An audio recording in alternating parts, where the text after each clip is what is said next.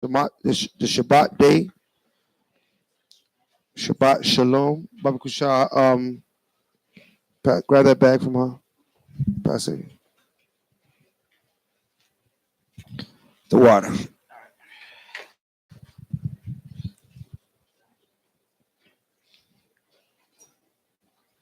We're going to go into the portion of the Torah. The portion for this Shabbat day is Genesis, the 12th chapter, 12 and 1, to Genesis 17 and 27. Is a portion of the Torah in which we will dwell and analyze and eat, consume, and be filled with and fortified with the knowledge, wisdom, and understanding contained thereof.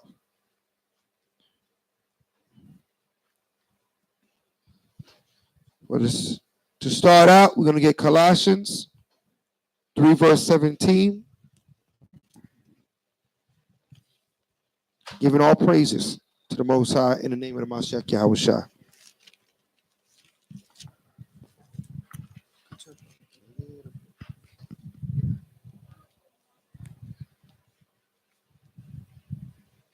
Check, yeah. Colossians 3, verse 17. The book of Colossians, chapter 3 and verse 17. And whatsoever you do in word or deed, do all in the name of Hamashiach Yahushua. Give it thanks to Yahweh and the Abba by him. Right, so we always give thanks to the Most High in the name of his anointed Son, whom the world calls Jesus Christ, but we know his name to be what? What's his name? Yahushua. That's right. Right. Did not reveal his name to everyone, but he revealed his name to the children of Israel. Yahushua. What does Yahushua mean? What does it mean? Savior. That's part of the name. It's actually not even part of the name. It actually saves. Saves, not savior. Yahweh saves is what his name means. All right? Yahweh saves. Savior is a different word. If you look up the word Savior in the scripture, you're not going to see Yahushua there. Right? But it's Yah saves or Yah's salvation. If we go to transliterate it, it will be Yah's salvation or Yah saves. So he is how the Most High saves us. He saves us with Yahushua. That's what he uses to save us. But ultimately, salvation comes from the Most High Yahweh. Everybody understand that? And he uses Yahushua to save us. That's why his name, means Yah's salvation or Yahweh saves. All right. So without further ado, let's get to Genesis 12 and verse 1.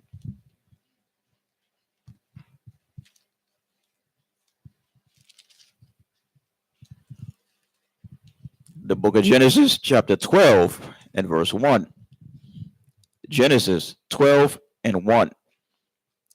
Now the Most High had said unto Abram, Get thee out of thy country and from thy kindred and from thy father's house unto a land that I will show thee, and I will make of thee a great nation. Right. And I will bless thee and make thy name great, and thou shalt be a blessing. Right. So Abraham, the Most High blessed Abram at this point, because his name wasn't changed to Abraham yet, and said, I'm going to make what? A great nation of you. Mm-hmm. Right. So it was a blessing, right? To what? To multiply, right? To have children. To the point where he told him that I'm going to make a great nation of you, meaning you're going to have children and grandchildren and things of that sort. Right? You're going to grow, you're going to multiply. Right? Because that was the instruction given to us from the Most High from the beginning, Khan. Con. He told man to be fruitful and what? Multiply. Multiply. So here he's laying a blessing upon Abram, and he let him know, listen, you're going to be, you're not just going to multiply, you're going to be the father of many. Okay? You're going to have many offspring. All right, read. Verse 3. And I will bless them that bless thee, and curse him that curseth thee. Right, so the Most High said he will bless them that bless Abram and curse anyone that comes against Abram. So essentially, the Most High saying, I got your back. Right? Anybody come against you, they're coming against us. Right? And you don't want to come against the Most High, huh? Con. Right? But that was a blessing he put on Abram, and he also put that blessing upon the nation of Israel. We inherited that blessing. Okay. Where's that again?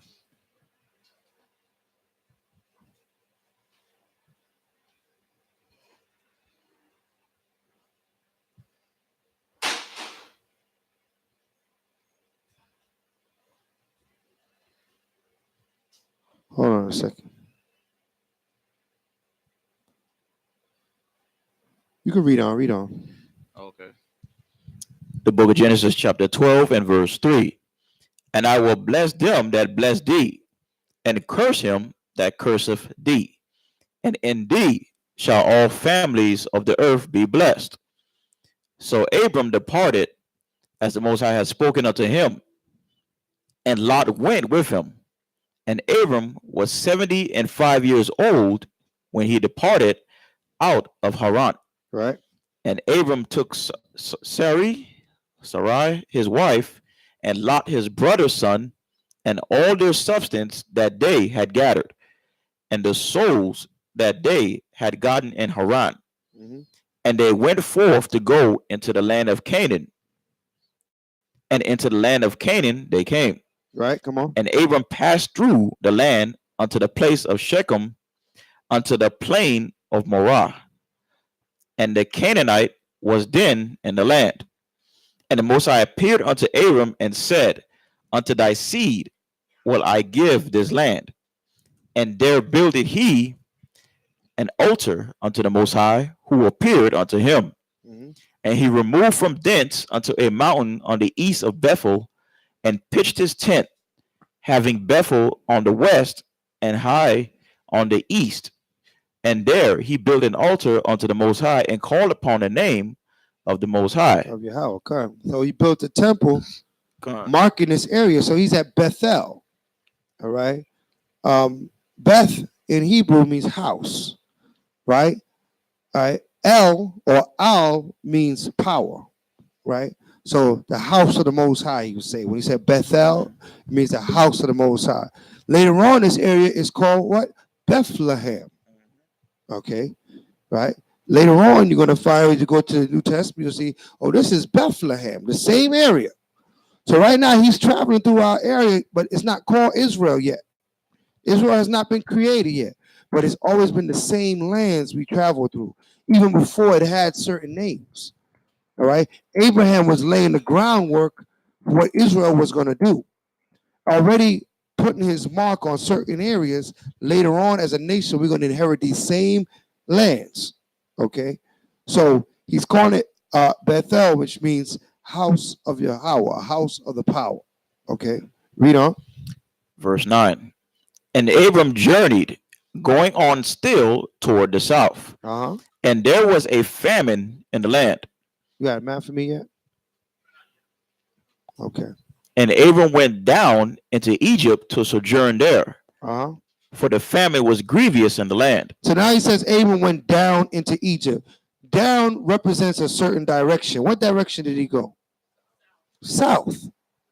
All right. So he went south into Egypt. So that shows you that the land in which Abraham was, because people will try to give you some twisted history, right, has to be in the Middle East for him to go down into Egypt. Egypt meaning down south into Egypt. Right? You travel up north, con, and you travel down south, con. So that's simple. That's simple, right? If you try to make it sound confusing, it's real simple. So he's in the Middle East. He's marking Bethel. He's marking the areas that our foreparents, his foreparents, were going to get from the Most High. We're going to inherit the land that the Most High was going to bless us with, the land that will be flowing with milk and honey. Right? Read. Verse 11. And it came to pass when he was come near to enter into Egypt, that he said unto Sarai his wife. Right. So now he's about to enter into Egypt. Egypt is who established Egypt? What land is that? Ham, the children of Ham, right? Which child of Ham?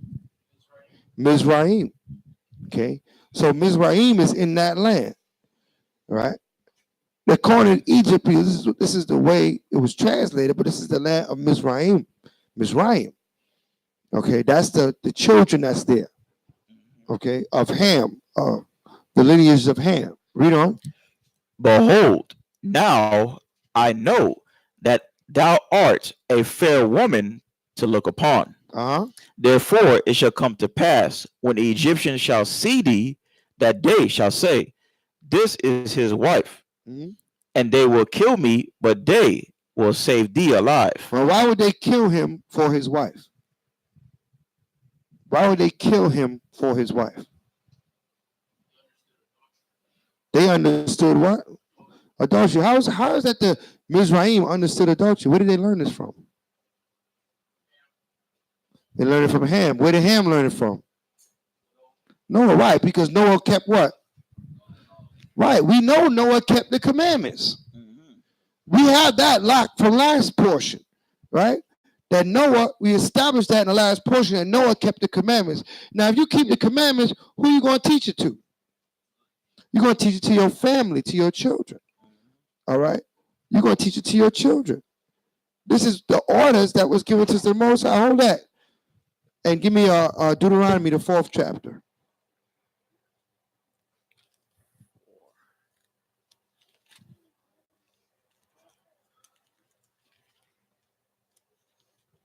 Got something for me? All right. Hold on, I'll look a minute. Deuteronomy 4.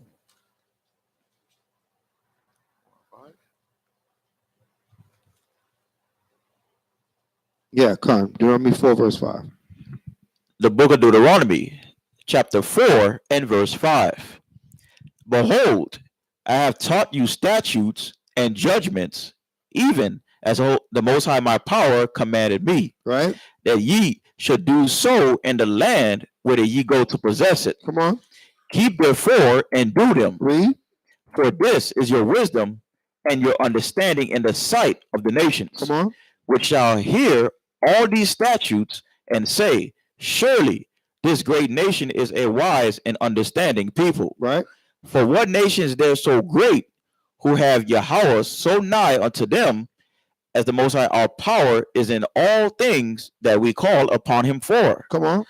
And what nation is there so great, that have statutes and judgments so righteous as all this law, Read. Which I set before you this day? Only take heed to thyself, and keep thy soul diligently, lest thou forget the things which thine eyes have seen, and lest they depart from thy heart all the days of thy life. Right. But teach thy sons and thy sons' sons. Right. So who are your sons? Your grandchildren. So it was always in the law that we had to teach our sons and our sons' sons. We had to keep the laws and statutes and commandments going. When the commandments was given to us, it was given to us for us to share it throughout all generations. There's never a generation where the commandments don't apply to your generation. Okay? The commandments apply to every generation. All right? So this is why Ham, right? We went over Ham going off, right? Ham knew better because he knew the commandments of the Most High. Right? And now we see that Mizraim, they know better, and Abraham already know Mizraim know better, to show you that what? In the earth at this time, everybody had an understanding of the commandments of the Most High God. All the nations that was on the earth at this time. Okay? It didn't matter. All the sons had the law. They gave the law to their sons. So everybody knew of the law. So nobody was innocent when they committed their abomination. But those that did not continue in the commandments of the Most High. Everybody understand that? So originally, everybody had the commandments. Everybody understand that? All right. So when Abraham is coming into Egypt, he said, man, he knew that they was find favor in Sarah.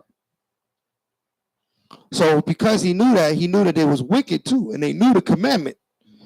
But like you said, you could keep the commandment righteously or wickedly, right? But they wouldn't just take the man's wife and he's standing right there. No, they had to put him to death. Why? Because he could what? Accuse him of what? Adultery. But if he was dead, then what? Then what? Why not? Let's see. Get Romans the 7th chapter. Let's see why they wanted to kill him.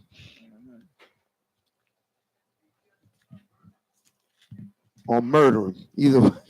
The guys are killers by profession. Right? 7 and 1.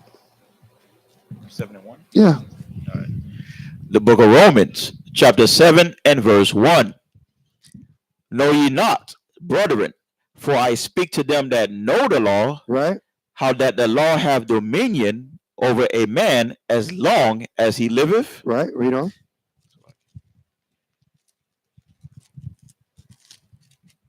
For the woman which have an husband, right, is bound by the law, right, to her husband so long as he liveth. So long as he what? So long as he liveth. So now you understand why he knew the Egyptian would kill him?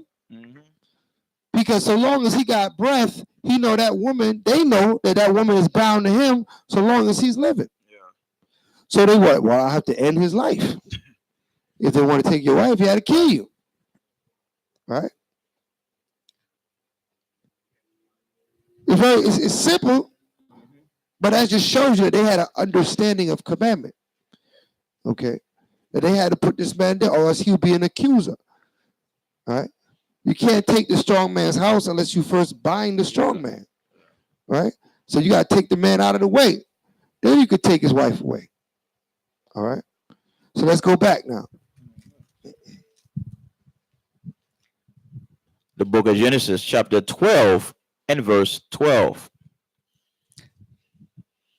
The book of Genesis, chapter 12, verse 12.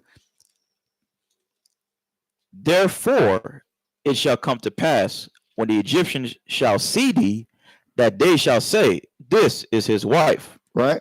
And they will kill me, but they will save thee alive. Say, I pray thee, thou art my sister, that it may be well with me for thy sake. Right. And my soul shall live because of thee. Right. He said, man, tell him you're my sister, and if you do so, you will save my life. Mm-hmm. Okay? Because if they get one look at you, I'm doomed. Right? I tell you that Sarah was very fair to look upon, Khan. Right. Which is a characteristics of the women of our nation. Mm-hmm. Right? Where's my apocrypha at?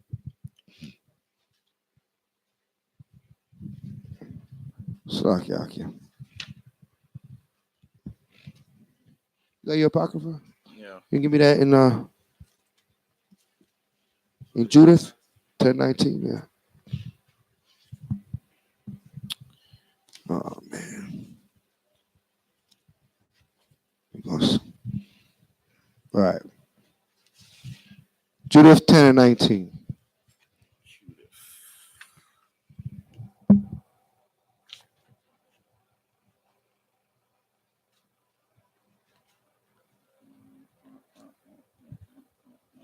Go ahead.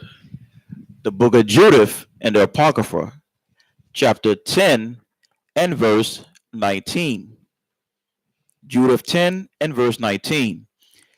And they wondered at her beauty. They what? And they wondered at her beauty. And they wondered at her beauty. So these are the nations looking upon the beauty of Judith. Read on.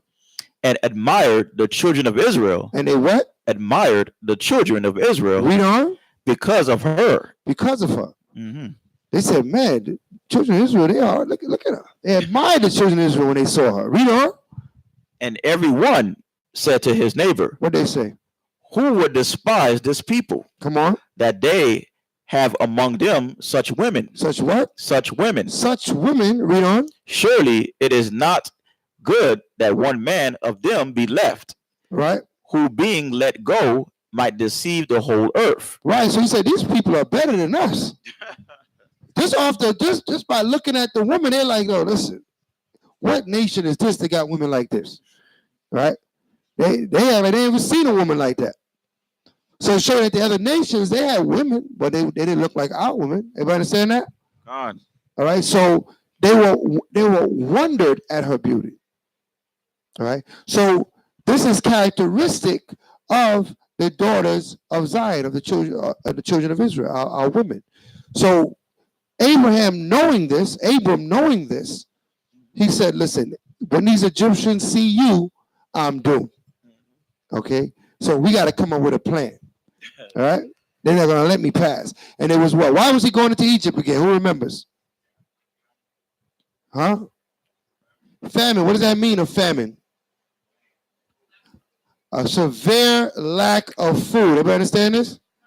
Right. A famine is a severe lack of food. They had no food. So, of course, if you know there's food in Egypt, you're going to go. Right? You ain't going to worry about who's in Egypt, what nation over there. Listen, you're going to go get that food. You're hungry. Right? So, there was a severe lack of food in the land. So, they had to come down to Egypt. All right, let's go back to Genesis. The book of Genesis, chapter 12 and verse 14. Uh-huh. And it came to pass that when Abram was come into Egypt, the Egyptians beheld the woman that she was very fair. Right. The princes also of Pharaoh saw her and commended her before Pharaoh, and the woman was taken into Pharaoh's house. Right. So as soon as they saw him, they said, yo, I got to tell Pharaoh about this. Right. When Pharaoh sees this woman, that's it. I'm sure I'm going to get a promotion. Right. They were trying to get a seat. They're like, man, listen, I'm going to get a promotion. I'm bringing her straight to Pharaoh. All right. Read on. Verse 16. And he entreated Abram well for her sake. Right. And he had sheep and oxen, and he had donkeys and men servants and maid servants and she donkeys and camels. Right. Keep in mind, Abram was not broke. Yeah. Okay. Keep in mind, Abram would be considered a rich man today. Right. He had a lot of substance. He had servants and cattle. He had so much substance that him and Lot couldn't even be in the same area at the same time because they were so paid. Okay. They needed to separate. We're going to go into all that. Okay. But remember, Abram, when you make a mental picture, because, a lot of times Esau has his cartoons and his foolishness and his movies he puts, and he make everybody look broke and destitute. Abram was nowhere near broke and destitute. The blessing of finance and increase was given to Abraham. Okay. And he still called upon the Most High earnestly. So to believe you can't call upon the Most High with blessing and finance is incorrect. You can't. But it got to be, that's what's most important to you. Right? That's what was most important to Abram. He was a righteous man. The money wasn't going to change him. The wealth wasn't going to change him. Everybody understand that? On. All right, read. Genesis chapter 12 and verse 17. And the Most High plagued Pharaoh and his house with great plagues because of Sarah, Abram's wife. So now he brings Sarah in to the courts, to be amongst the handmaids and the whatever wives he have in there, because that's what they did. When they wanted a woman, they brought the woman amongst the other women of the house, and that woman would train up the other woman how to be a part of this household, right? So now when Sarah was brought amongst the women, the Most High started immediately bringing plagues in his house, right? What's some of the plagues of the Most High?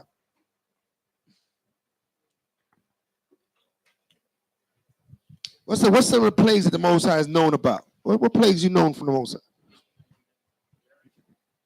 Could make women barren. That's a plague from the Most High. What else? I'm on. Pestilence, right? What you gonna say? Pestilence, boils and blot of skin. What's that? You say cancer? Well, we didn't have cancer in biblical times, but something that would be considered that, right? Physical ailment, right? Physical ailment, right? Leprosy, right? So he starts seeing all this stuff happening in his house. People getting sick. Plague is going through his house. You know what I mean? What else? Another plague. Teeth of wild beasts. Next thing you know, people getting caught up with a lion or something and took two of the servants out. Like, what? This never happens, right? So you gotta understand from Pharaoh. Like, what? Everything is calm. When everything is calm and peaceful in your house, that's the spirit of the Most High dwelling with you. Everybody understand that? God. Because there's no problem, right? He got a hedge around your crowd, Mm-hmm. right? Satan always want to bring the drama, right? He don't run out of drama. He want to bring it, right? But only the Most High holds him back, prevents him, right? But soon as the Most High saw that this wickedness is about to go down in Pharaoh's house, he said, "Oh no, here comes all my, my plagues. Here comes all my vengeful spirits." Matter of fact, let's get that. Get in Ecclesiasticus, in the Apocrypha.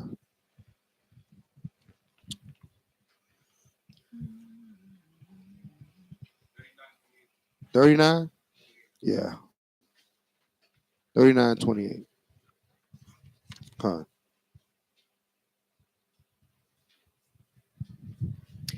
The book of Sirach in the Red Apocrypha, page 94, chapter 39 and verse 28. There be spirits that are created for vengeance, Right?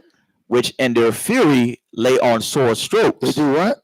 Which in their fury lay on sore strokes. Right. There's spirits that the Most High put out there that in there to appease the Most High. When the Most High want to bring vengeance, he want to bring anger, show his anger upon someone. Mm-hmm. They lay on these sore strokes. I mean, they bring this drama. Right?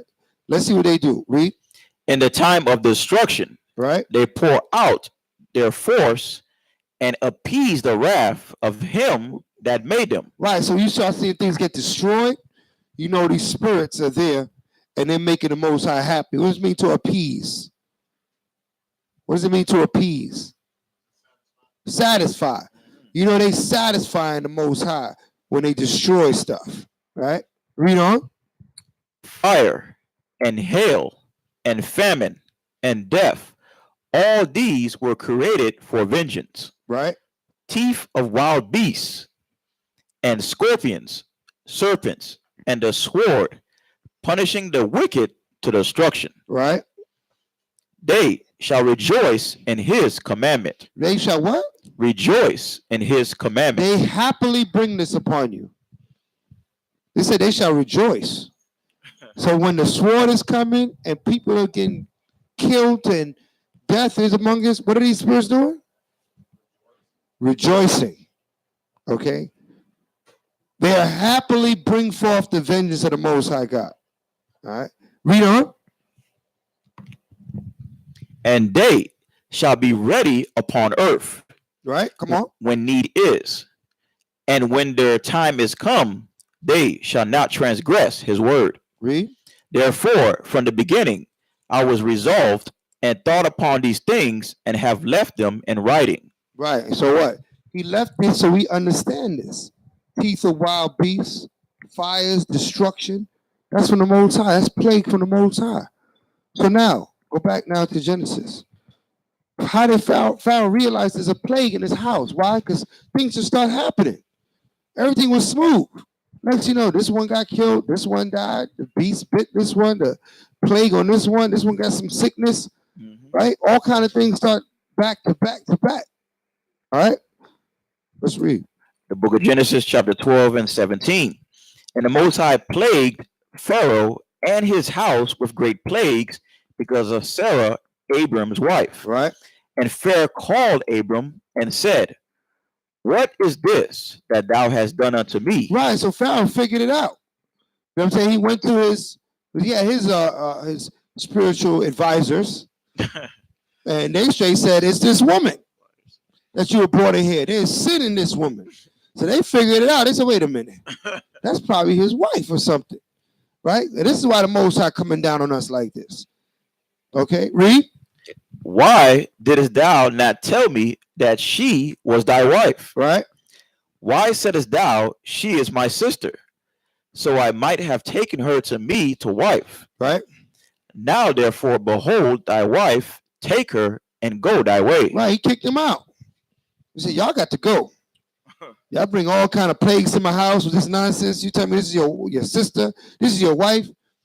But he knew that what the servants would have been carnal, and they would have killed him just to bring that woman to the Pharaoh. So that's why Abraham knew he was thinking ahead. He said, man, these men will kill me and take my woman to the Pharaoh. Okay, so he used wisdom. Right, read on. Verse 20. And Pharaoh commanded his men concerning him. Right. And they sent him away and his wife and all that he had. Right, and all that he has.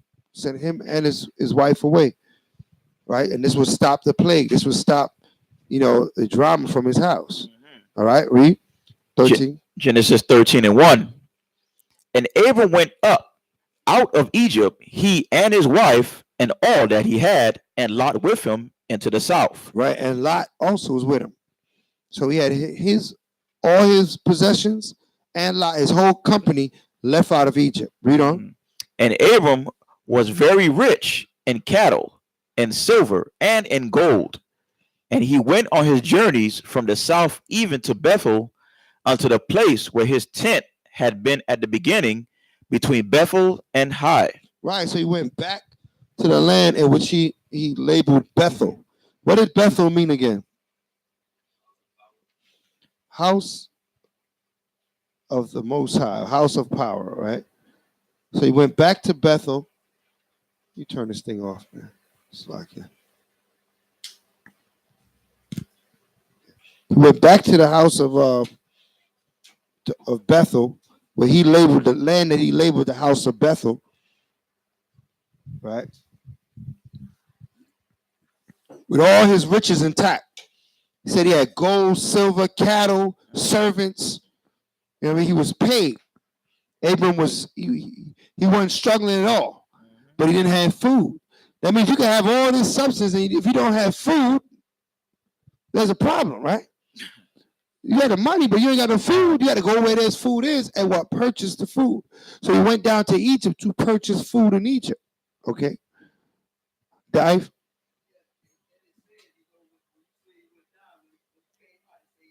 That's right. That's right. Good point. You went back up. Where did he go back up to? The Middle East. So let me see see what you got here for me. So you see where Egypt is on the map compared to I guess what they call it now, Syria, right? So a lot of Syria is where our land is. So them people in Syria, they got to get out. All right, so here we got Egypt, right? So he went down into Egypt, and then he went back up to Bethel, right? You see where Jerusalem is? Jerusalem is right where Bethlehem is, right? Bethlehem, Judea, near Jerusalem. So this is the area where he's at right now, okay? So he went back to his land. We went down, get food, and went back, all right? So we get that understanding. Read. Genesis 13 and verse 4. Unto the place of the altar which he had made there at the first. Right? So he already put an altar up there. He set up a place to worship the Most High. And that's something that we did wherever we went. We set up a spot to worship the Most High. right? We prepared a place for worship. Okay, you have to prepare for worship. All right, read. And there Abram called on the name of the Most High. All And right, Lot also, which went with Abram, had flocks and herds and tents, and the land was not able to bear them, that they might dwell together. right, For their substance was great, so that they could not dwell together. And there was a strife between the herdmen of Abram's cattle and the herdmen of Lot's cattle. right. So now you got servants and Lot, and you got servants and cattle and much riches. Him and Lot was paid. Then you have your servants start saying, my master is better than yours, and all kind of drama start going on, right? Our flocks is better. Make sure your flock don't touch my flock. All kind of drama, right? And the reality is that they were just too much to dwell in the same land. Okay, two big households. So they decided to say, you know what? Let's separate. You go that way, I go this way. This way we can continue to expand. All right. They were expanding their households, expanding their family, expanding their family tree, teaching their sons' to serve the Most High, teaching their servants. All right. Most High was with them. So their increase was constant. All right. So they decided, you know what, we're going to go separate. You go to the west, and we'll tell us where he goes. We'll see it on the map in a moment. Read that. And the Canaanite and the Perizzite dwelled then in the land. Verse 8.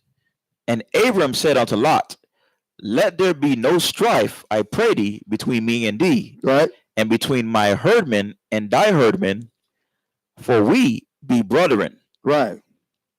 Is not the whole land before thee? Separate thyself, I pray thee, from me. Right. He said, Lot, he told Lot, don't let the strife that these men have cause us to have a problem. We got the whole land. Right. So let's send them brothers, let Lot go that way. I'll stay this way. So we build from there. Read on. If thou wilt take the left hand, then I will go to the right. Right. Come on. Or if thou depart to the right hand, then I will go to the left. Read. And Lot lifted up his eyes and beheld all the plain of Jordan, Right. that it was well watered everywhere before the Most High destroyed Sodom and Gomorrah, even as the garden of the Most High, like the land of Egypt, as thou comest unto Zoar. So all the plains of Jordan. I wonder if they show that on this map, where the plains of Jordan is.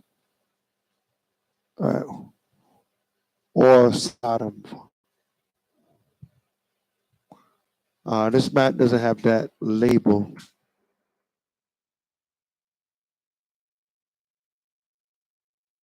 Doesn't have that label. Where's the Jordan? It doesn't even label the Jordan. Give me one that labels the Jordan.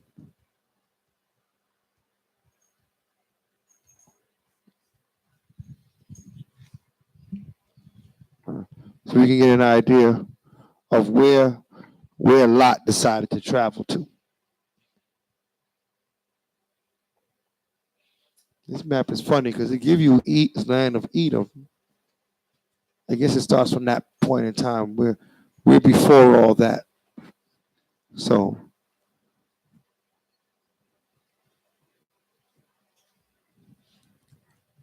while he looks for another map, he traveled eastward. Okay, Lot traveled eastward, northeastward. All right, read on. Verse 11. Then Lot chose him all the plain of Jordan, right, and Lot journeyed east. Right. So, and they separated themselves the one from the other. Right. They separate themselves the one from the other. Until we get a new map that got labels on it. That would be the plains of Jordan should be here. This should be the Jordan right here. So the plains of Jordan were back here. So what you got for me? Right? And these are the plains of Jordan back here. All right. So we traveled east. Does it show you where Sodom is on this one?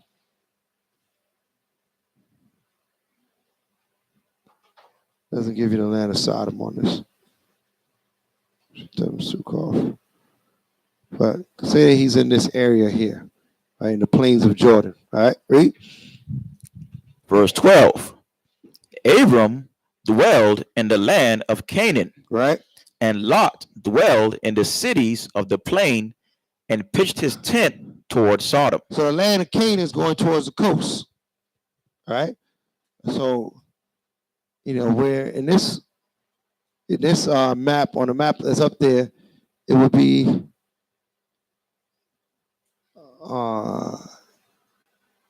let's see here. Benjamin. It says Benjamin going this way, going towards the coast, the Great Sea. So Abraham went this way, Lot went that way. The Jordan is the deciding factor in between. Okay, read. Verse 13. But the men of Sodom were wicked and sinners before the Most High exceedingly. Verse 14. And the Most High said unto Abram, after that Lot was separated from him, lift up now thine eyes and look from the place where thou art northward and southward and eastward and westward. For all the land which thou seest, to thee will I give it, and to thy seed forever. So what he let Abraham know that this whole area is going to belong to Israel. Everybody understand that? He said, look, northward, southward, eastward, and westward. All of that is going to be your land. All right. So he let him know a future prophecy, all right, of the land in which he was dwelling. So Abram was there way before we were there as a nation. He was already in our land. He already was establishing our land way before we were there. But Lot went on to the land of Sodom, which he said they were exceedingly sinful. Right? What is sin according to the Bible? A couple of things. Let's get John 3 and 4. 1 John 3 and 4.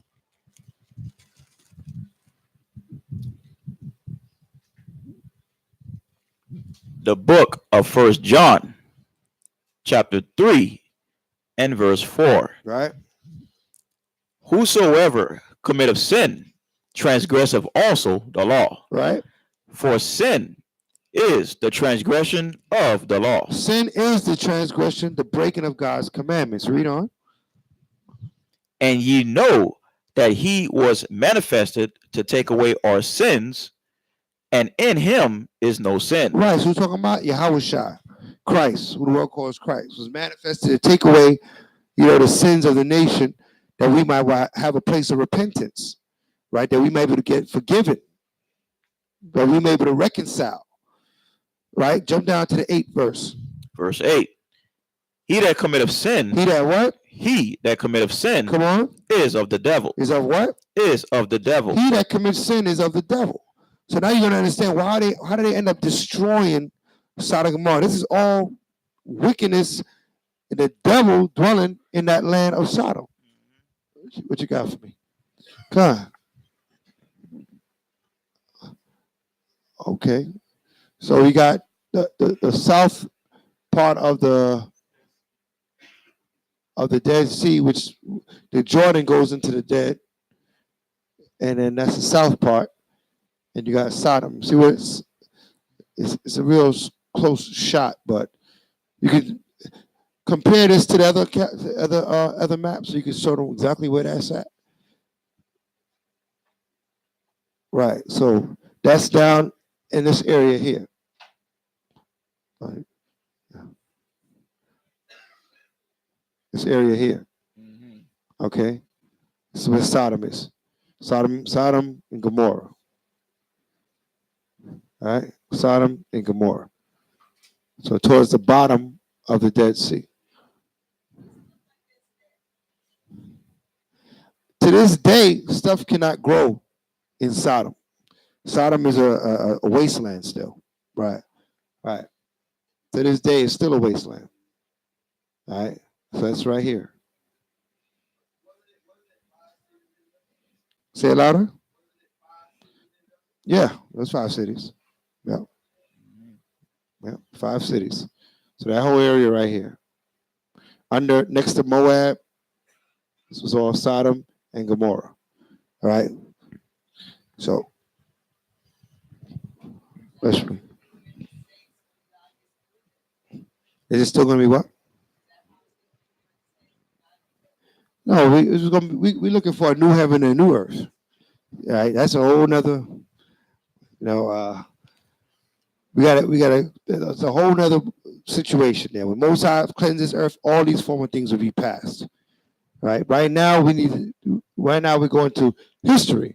History that shows that it was destroyed, but it will not, the earth not going, the whole earth destroyed right now. You know what I mean? A lot of part of the whole earth is off course right now. So everything needs to be corrected on this earth. Okay. And the Most High is going to correct this whole earth. Okay. The whole earth going to be corrected. It's going to be new again. All right. But that's a whole nother understanding. So right now, we're understanding where Sodom is, Gomorrah, south part of the Red Sea, which the Jordan empties into the what they call the Dead Sea, the Salt Sea, right? And this is where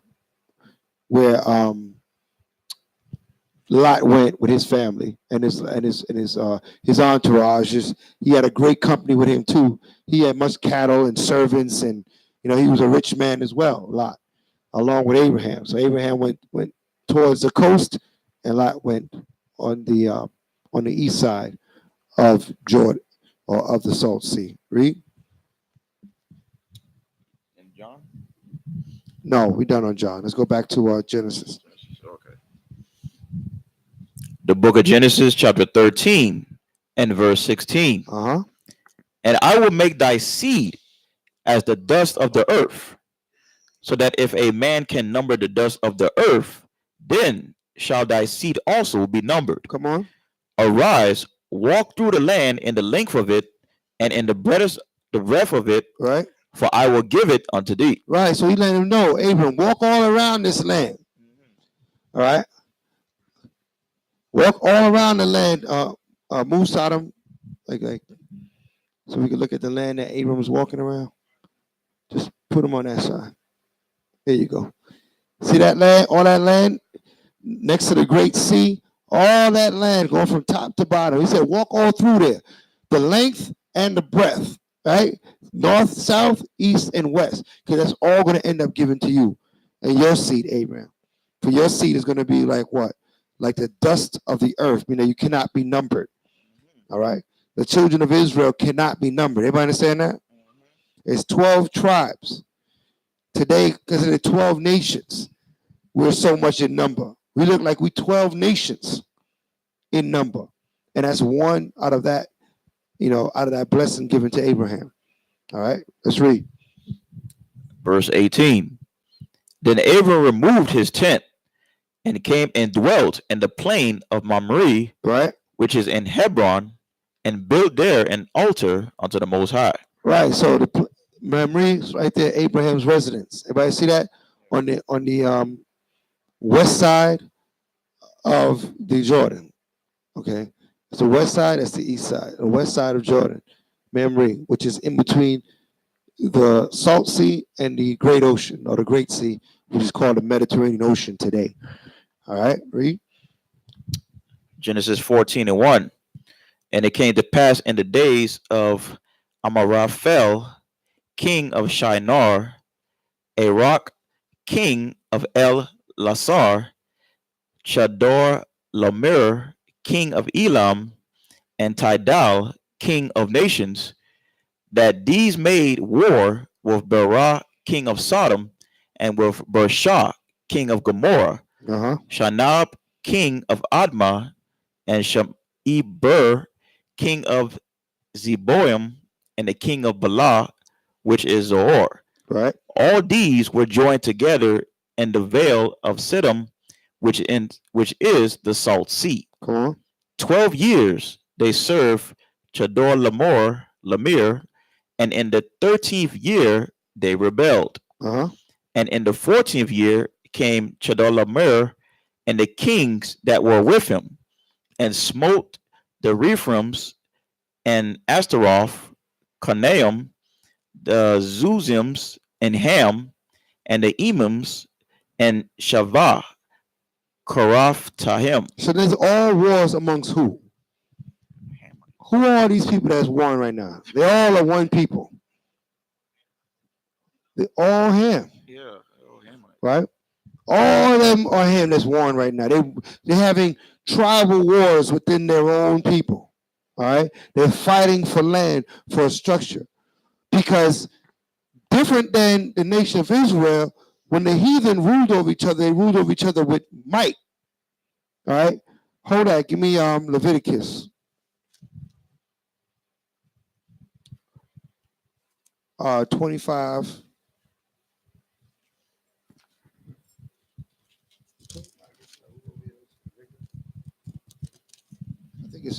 I think it's in chapter 25. Hold on.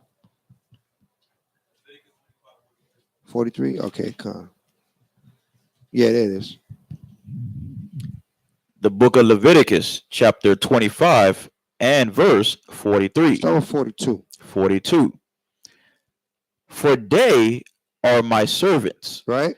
which I brought forth out of the land of Egypt. Right? They shall not be sold as bondmen. Right. So he's talking about Israel cannot be sold. We cannot sell each other as bondmen. Okay? Because we are the servants of the Most High God. Right? Read on. Thou shalt not rule over him with rigor, but shall fear thy power. Right? We should fear our power. We shall not rule over them with rigor.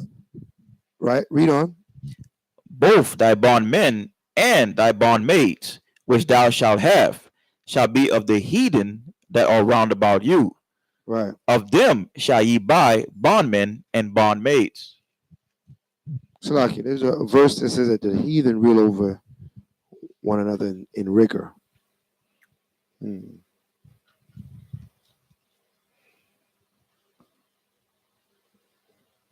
Jump down to 46. Verse 46. And ye shall take them as an inheritance for your children after you, to inherit them for a possession. They shall be your bondmen forever, but over your brethren, the children of Israel, ye shall not rule one over another with rigor. Right. So we have a law amongst Israel.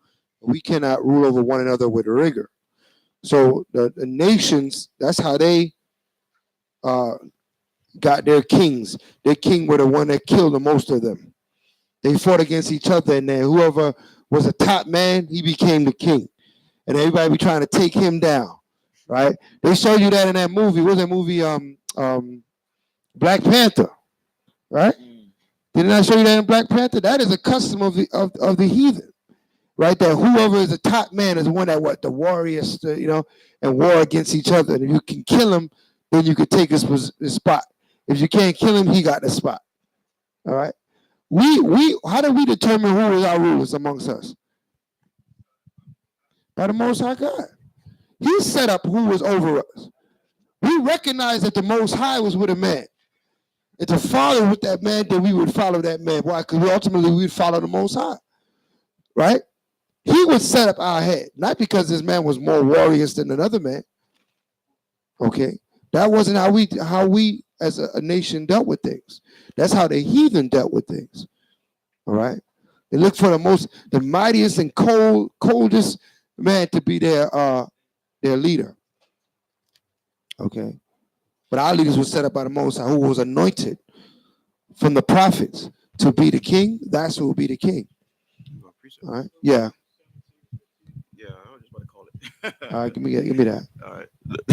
The book of Deuteronomy, chapter 17, verse 15. Thou shalt in any wise set him king over thee. Right. Whom the Most High, that power, shall choose. Right, who the Most High chooses. We didn't choose our own king. All right? We seen who the Most High say, okay, I'm going to put my anointing on this man or that man, and he will be our king. Okay, read on. One from among thy brethren shalt thou set king over thee. And you know it's going to be one from amongst our brethren. Because the Most High is against the law for us to set another nation to reign over us. Yeah. All right? Somebody need to give Kanye West that that scripture. All right? Because he's looking for Esau to reign over him. Okay, read on. Thou mayest not set a stranger, Thou mayest not do what? set a Thou stranger mayest not set a stranger, read on, over thee, over you, which is not thy brother. which is not thy brother. All right? So they didn't understand that. All right? Amongst our people, that's how we dwelt. All right? So it wasn't about, the bully of the block, he going to be the leader or something like that. It was who was anointed of the Most High God. All right? Let's go back. The book of Deuteronomy, chapter 14, and verse 6. And the Horites and their Mount Seir unto El Paran, which is by the wilderness. And they returned and came to En Mishpat, which is Kadesh, and smote all the country of the Amalekites, and also the Amorites that dwelt in Hazazon Tamar. Right? Verse 8. And there went out the king of Sodom, and the king of Gomorrah, and the king of Admah, and the king of Zeboim, and the king of Bela, the same as Zoar, and they joined battle with them in the vale of Siddim, which Chedorlaomer, the king of Elam, and with Tidal, king of nations, and Amraphel, king of Shinar, and Iraq, king of Al-Lasar, 4 kings with 5. And the vale of Siddim was full of slime pits.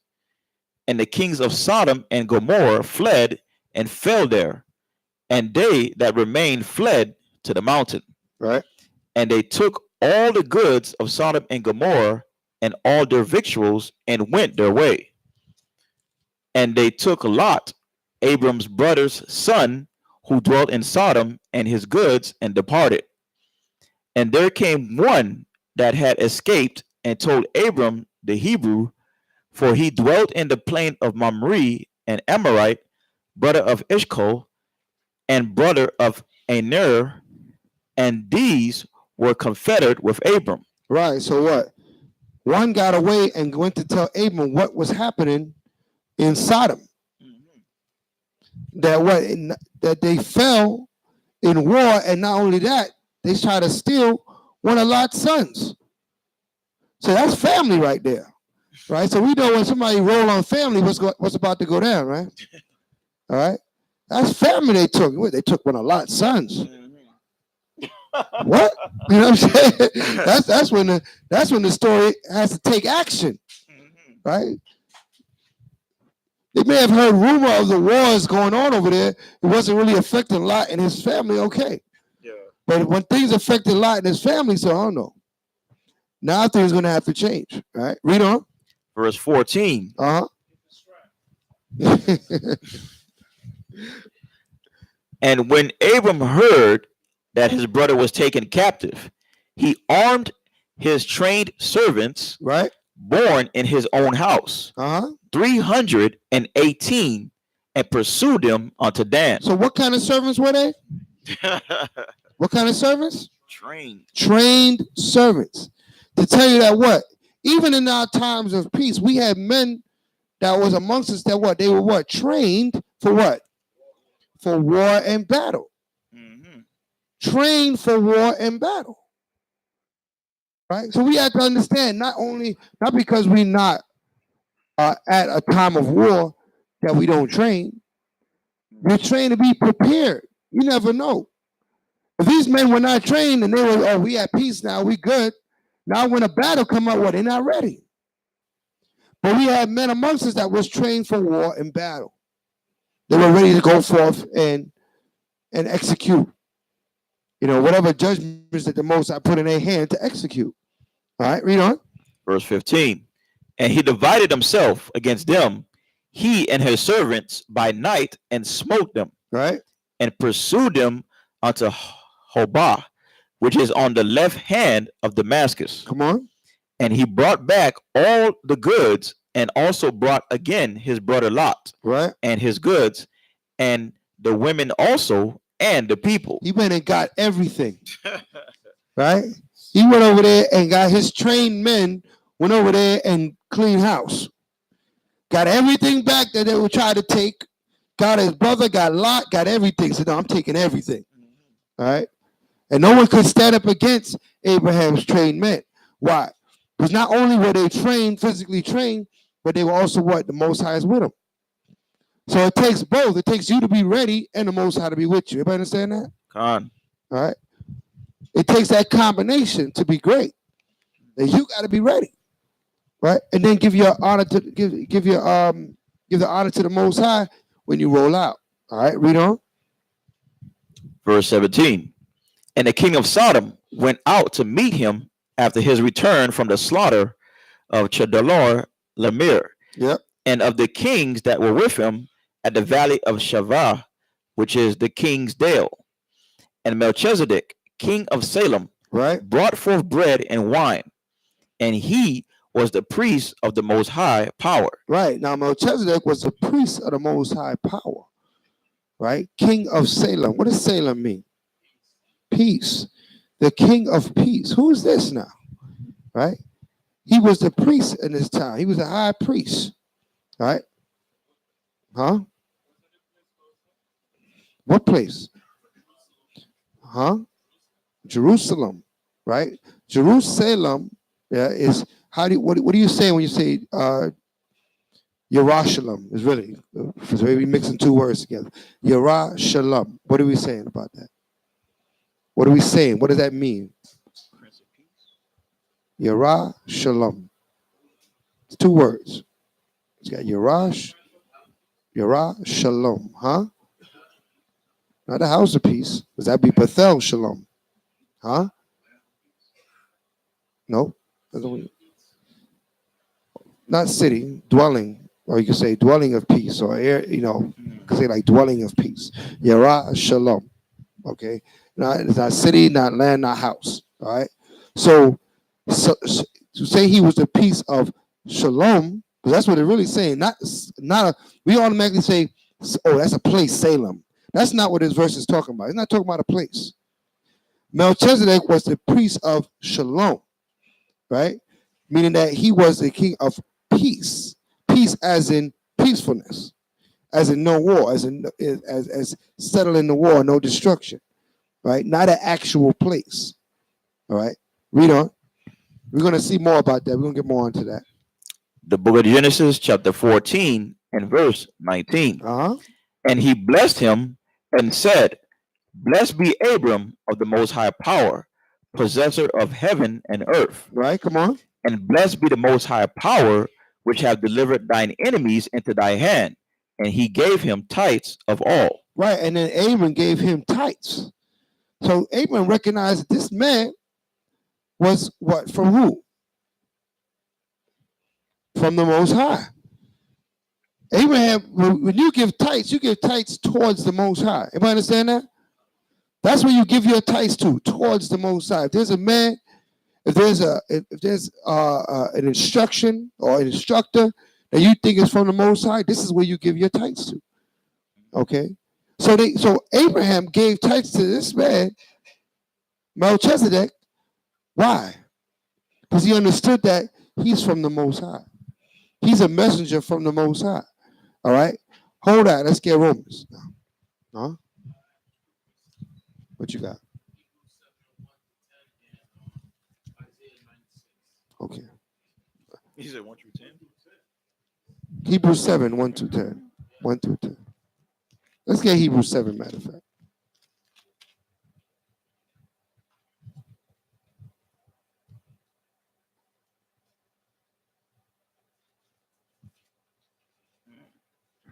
Hebrews 7. Let's get that. The book of Hebrews, chapter 7 and 1. For this Melchizedek, king of Salem. Matter of fact, before you get that, before you start there, Slakia, start in the 6th chapter.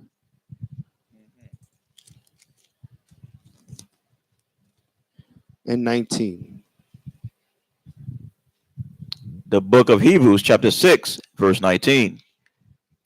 Which Slakia, 13. 13. 13, yeah.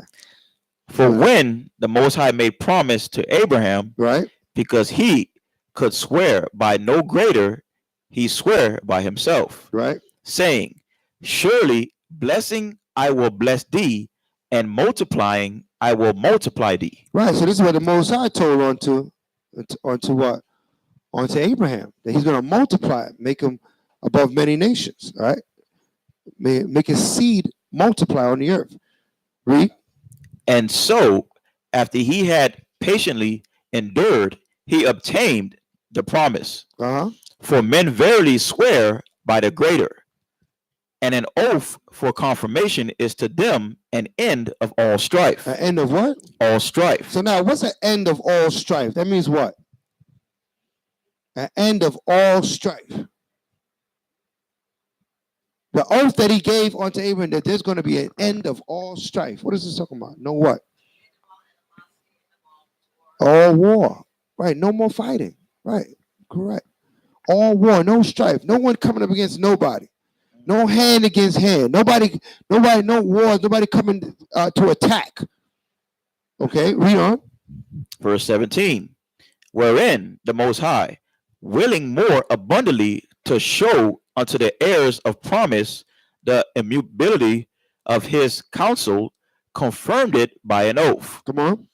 That by two immutable things, in which it was impossible for the Most High to lie, we might have a strong consolation, who have fled for refuge to lay hold upon the hope set before us. Which hope we have as an anchor of the soul, both sure and steadfast, and which entereth into that within the veil. Right. So what? Just basically, just to sum that up, right? Basically, this is where our hope comes from. That the Most High is going to bring peace. He's going to bring peace to the children of Israel. Okay. He's committed to his promise. The promises that he's given unto Abraham, Isaac, and unto Jacob. All right. Because he gave a promise to our forefathers that we inherited this promise. That he will be our power, we will be his people. And that we will subdue the earth. Right? And all nations that will serve under us. So this is the anchor. This is what you rest upon. This is what you're not moved on this. Right? Anyone can come up with any other understanding of any time period. But your anchor means that this is, you don't move on this point. Israel is going to reign on this earth. Come? And the blessing of the Most High is going to what? Is given unto the children of Abraham, Isaac, and Jacob. Okay? That's your anchor. All right, read. Verse 20. Whether the forerunner is for us entered, even Yahushua made an high priest forever after the order of Melchizedek. So Abraham was made a high priest forever after the order of Melchizedek. The order of Melchizedek was what? That he was a priest, the priest of what? Of what? Peace, of shalom. Right? The peace of shalom. Read. Chapter 7. For this Melchizedek, king of Salem. King of Salem, it says in our scripture. But what is that word there in Hebrew? Shalom. Okay. We got to stop thinking that Salem is some place. Shalom is what it is talking about. It's talking about peace. It's talking about a condition upon the earth. Read.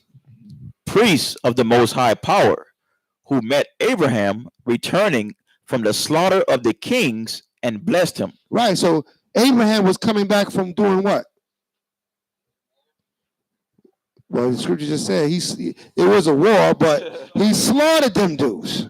He's coming back from slaughtering all these kings over there, right? That they had a nerve to put their hand on Lot's family, right?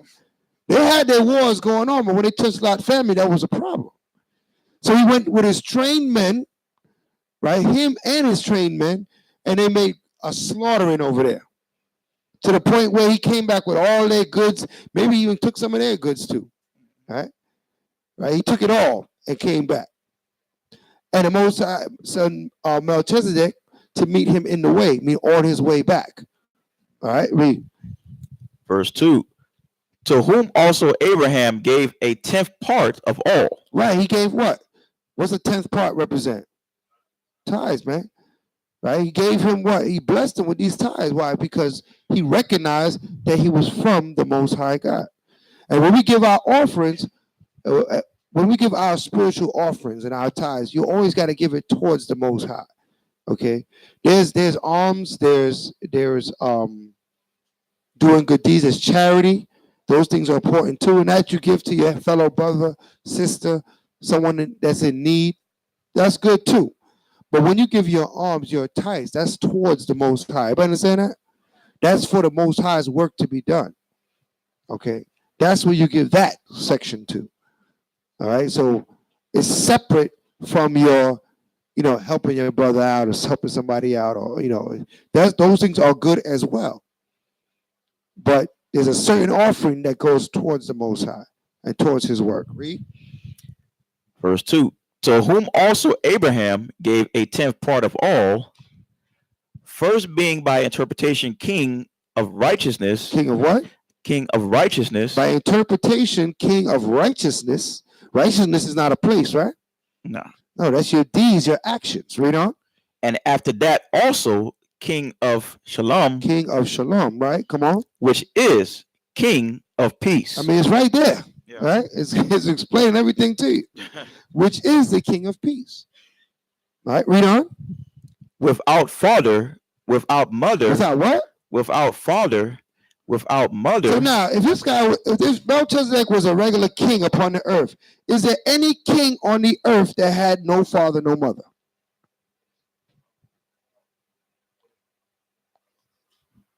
I'm on. Now you know where I'm going. Wisdom of Solomon 7:1. Let's get that answer from Scripture.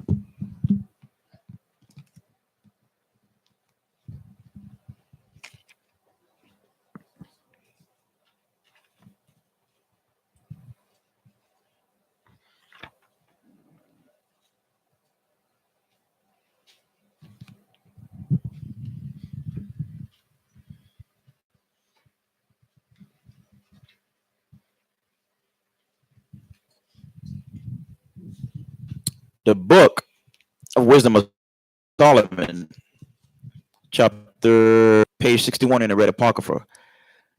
I myself also am a mortal man, like to all, and the offspring of him that was first made of the earth.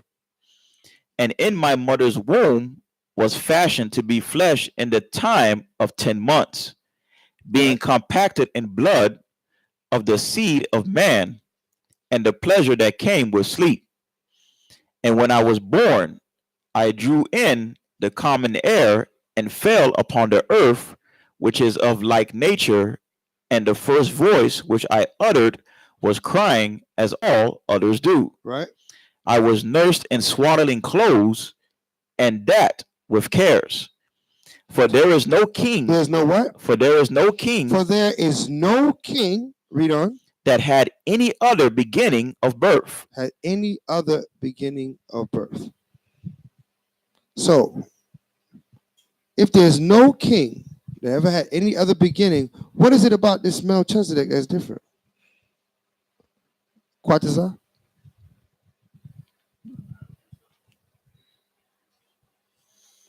Well, we gotta get an answer to the question. All right, question. Saparia?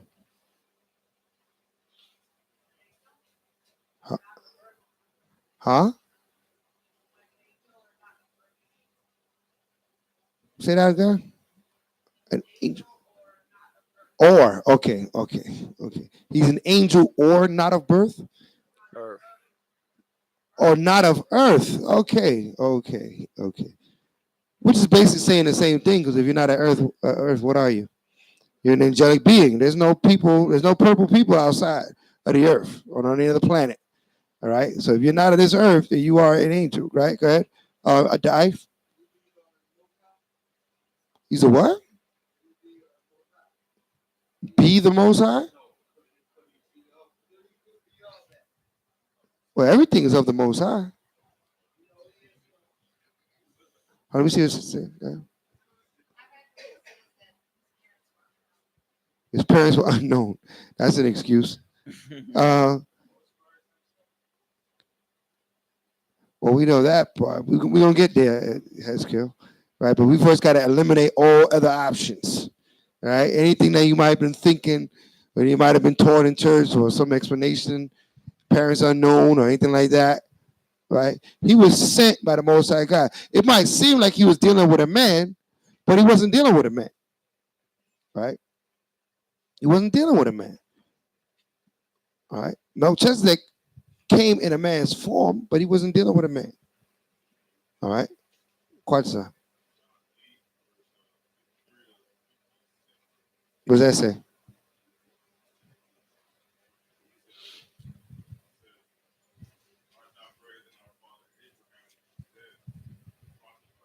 Okay, yeah, you going where aren't you going? Okay. Eight. Yeah, you got something there, but we don't go there yet. We want to deal with Melchizedek first. That he can't possibly be a man, human being walking around. Let's eliminate that thought first, right? Then we can go on who was he. All right. So we know that there's no other king. King Solomon teaches us in wisdom, there's no other king, there's no king that walked the earth without father and mother. They have not gone through the womb to enter this earth. So this Melchizedek could not be a man of flesh and blood. Everybody understand that? If somebody still got reservations on that, think he might come from someplace nobody don't know. All right. The evidence is before us. Okay. Read that verse again in Hebrews 2, 7 and 2. The book of Hebrews. I'm sorry, 7 and 3. Chapter 7 and verse 3. Without father, right? Without mother, come on, without descent. Without what? Descent. Without descent, mean that he got no bloodline, no lineage. Read on. Having neither beginning of days. Wait, have neither what? Beginning of days. Read on. Nor end of life. Wait a minute. No beginning of days, no ending of life? Read on. But made like unto the Son of Yah. Made like what? But made like unto the Son of Yah. Read on. Abideth a priest continually. Right, so you can safely, with these scriptures, understand that Melchizedek was Hamashiach Yahushua. Okay, he was a Hamashiach Yahushua, right?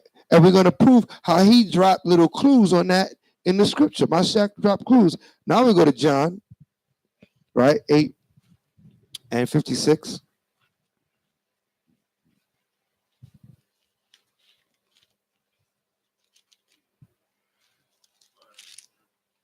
Come on.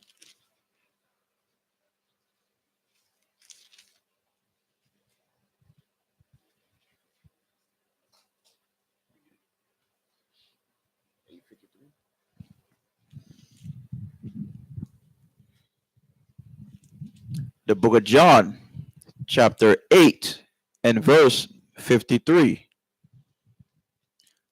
Art thou greater than our father Abraham, which is dead? Right. And the prophets are dead? Who makest thou thyself? Yahushua answered, if I honor myself, my honor is nothing. Right. It is my Father that honoreth me. Right. So he's trying to convince them who he is. He says, my Father that honoreth me. Read on. Of whom ye say that he is your power. Right. You say that you serve Yahweh. So he's telling the Pharisees and Sadducees, just you say you serve Yahweh. Yahweh honors me. He made me. He gave me the power and the glory that I'm talking about. I didn't give myself this glory. This is what Yahweh is explaining to them. Read on. Yet ye have not known him. Right? But he said, you probably don't even know the Most High. Because if you knew him, read on. But I know him. Right? And if I should say, I know him not, I shall be a liar like unto you. But I know him and keep his saying. Right. So, he throwing little shots at them as he's talking to them. He said, I'm not a liar like you, right? So I'm not going to say that I don't know the Most High and I know him, right? I know the Father Yahweh. I'm coming from him. He's basically what he's trying to explain to them. Read on. Your father Abraham rejoiced to see my day. Wait, say that again. Your father Abraham rejoiced to see my day. So how did Abraham receive Melchizedek? With gifts, right? And tithes. So he was what? Very joyful to see Melchizedek. That is the day that Abraham saw Yahushua. Everybody understand that? Read. And he saw it and was glad. And he saw it and he was glad. Read on. Then said the Jews unto him, Now they mad. Read on. Thou art not yet 50 years old, Right? and hast thou seen Abraham? Right? Yahushua said unto them, Now here's a Jew. Here's the understanding. Come on. Verily, verily, I say unto you, Read. before Abraham was, Right? I am. Right. Before Abraham was, I am. He dropped a jewel on him right there. They didn't even understand what he was talking about. They ready to kill him now. Right? They said, this is a madman. He's talking about he's before Abraham. Right? But now we understanding scripture, understand what he's saying here. He's saying, I was there. I was there from the beginning. We learned that when we went through the first portion, Khan. So now we're at the third portion and we're starting to see more of his presence in the earth. Now he's coming on after the battle that Abraham beat up on them Hamites over there, Sodom and Gomorrah. He shows up to bless Abraham for his brave and his great work that he's doing on the earth. And Abraham knew this is the Son of the Most High. This is him. And he went to give him tithes because he knew this man was above him when it comes to the Most High God. This man is a prophet to him, to Abraham. Who was greater than Abraham on the earth at that time? Nobody. Right? Nobody. So for Abraham to humble himself to this man, saying this man is from Yahweh, we know that this man was a man above Abraham. All right, read. Verse 59. Then took they up stones to cast at him. Right. But Yahushua hid himself and went out of the temple, going through the midst of them, and so passed by. Right. So they were so angry at the words of Yahushua, they immediately start picking up stones, man. Right? They like, we're done with this guy. Right? This is blasphemy. Right? Right? They ready to kill him on the spot for what he just said. All right. So you understand that what he's saying was very heavy here. It wasn't a light thing. He was explaining who Melchizedek is. So the understanding now. Who is Melchizedek? It's Yahushua. Clearly seen. You have the verses. You can break it down for yourself. You can give understanding for yourself. All right. What did you call it, Isaiah? Munatazah? You drop it, right? Okay. Let's go back.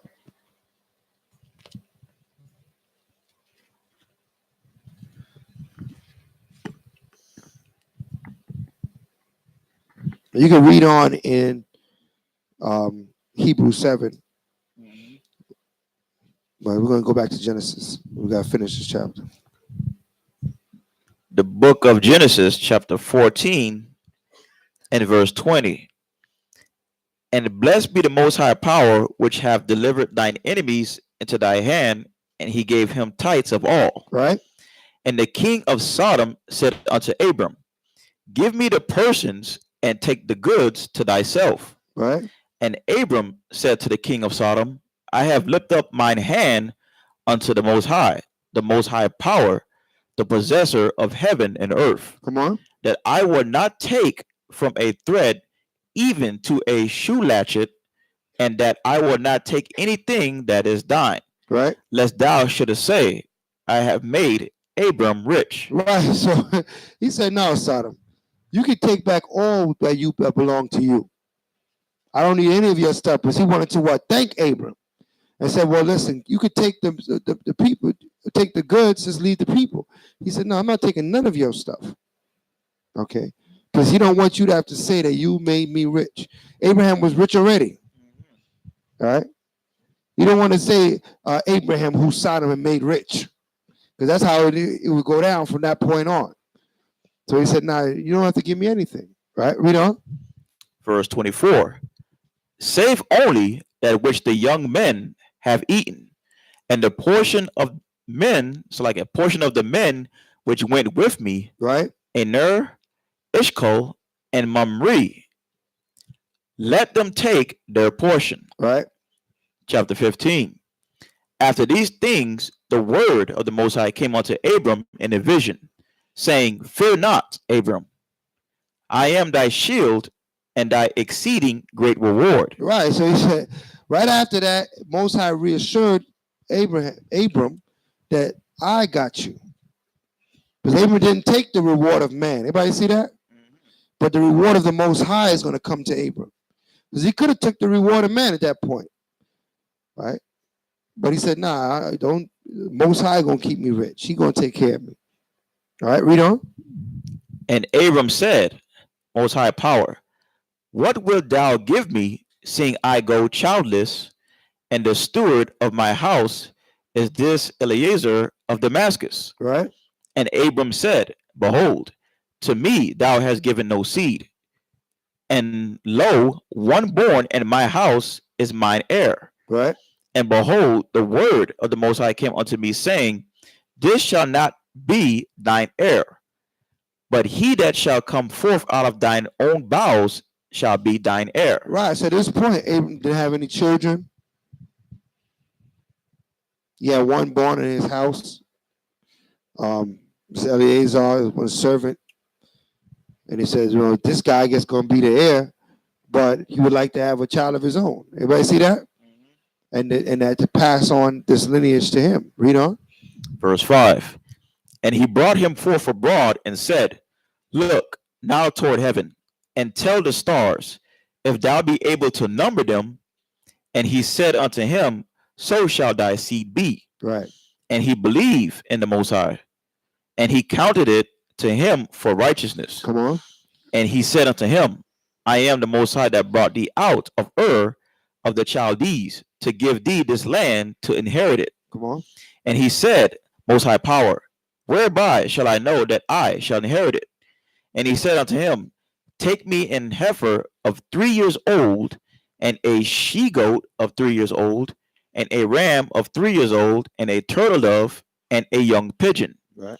And he took unto him all these, and divided them in the midst, and laid each piece one against another, but the birds divided he not. Right. And when the fowls came down upon the carcasses, Abraham drove them away. And when the sun was going down, a deep sleep fell upon Abram, and lo, an horror of great darkness fell upon him. Right. So you understand what he did here? He got the heifer. What's the heifer? Cow. Right. 3 years old. Right. A goat, 3 years old. A ram, 3 years old. And a turtle dove and a pigeon, young pigeon. Now the turtle dove and the pigeon, he didn't cut those up. Of course, he killed all these animals, right, to burn a burnt offering to the Most High. So as he laid out all these animals, pieces on top of each other, and the birds there, he said the fowls started to come from the air. The vultures and the other predatory birds that would come to eat meat from off the ground, and he shooed them away. Right? Well, this was for the Most High. All right, so this is the scene right here. He has this pile of meat, and then what? A deep sleep falls upon Abram. He goes into a trance, right? Read. Verse 13. And he said unto Abram, Know of a surety that thy seed shall be a stranger in a land that is not theirs, and shall serve them. And they shall afflict them 400 years. How much years? 400 years. 400 years. So he's giving them a future prophecy of the affliction of the seed of Abraham. All right, everybody see that? Read. And also that nation whom they shall serve will I judge, and afterward shall they come out with great substance. Right, so he said he's going to judge the nation that afflicts them that 400 years. Meaning what? He's going to bring destruction on that nation after that 400 years of affliction. So he's giving Abraham all the prophecy what's going to go down.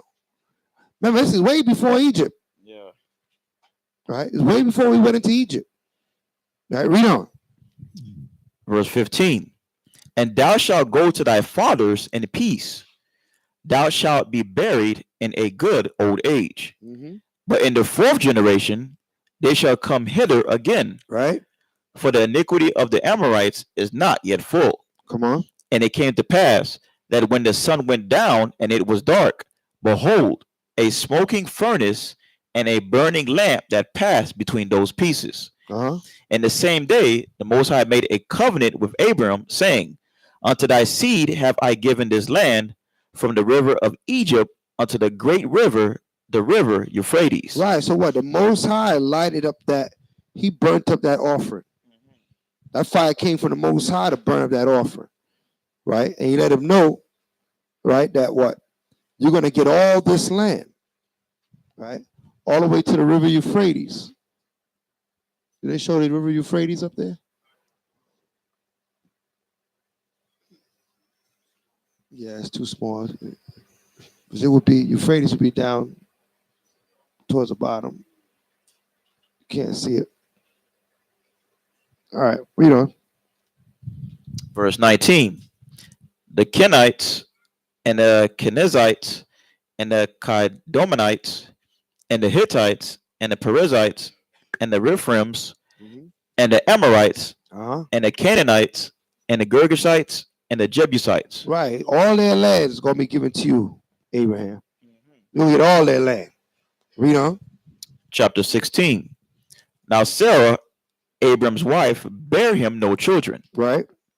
And she had an handmaid, an Egyptian, whose name was Hagar. Right. And Sarai said unto Abram, Behold, now the Most High have restrained me from bearing. I pray thee, go in unto my maid. It may be that I may obtain children by her. And Abraham hearkened to the voice of Sarai. Right. So you understand that when a household has a child, that child is a child of that household. Everybody understand that? So that's why they used to give the handmaid, or give someone that's bound to that household, see if they can bring forth seed. If they could get pregnant and bring forth a child, that would be the child of that household. Right? It'd be the whole house child. Right? Go ahead. Right, because once you lay with the woman, now that woman belongs to you. Right? But now she's a servant woman, so it's not a normal wife. Not like the same level of a free woman wife as a wife. A servant woman becomes a concubine. Okay, so Hagar would be a concubine to Abram. Right? Everybody understand that? All right. So as a concubine, she's still bound to Abram. She still can't be with nobody else, what case may be. But the difference between a wife and a concubine is that if Abram would see no favor in her and want to put her away, he doesn't have to go through the same process as a wife. He can put her away. All right. So, but we'll go into that when we talk about concubines and wives. The difference. All right. You're just not as bound to the woman. All right. Read. Genesis 16:3. And Sarai, Abram's wife, took Hagar, her maid, the Egyptian, after Abram had dwelt 10 years in the land of Canaan, and gave her to her husband, Abram, to be his wife. Right. To be his what? To be his wife. You see that out? So she gave Hagar to Abram, to Hagar to be Abram's wife. All right. So essentially, his wife gave this other woman to be his other wife. Right? You following? Okay.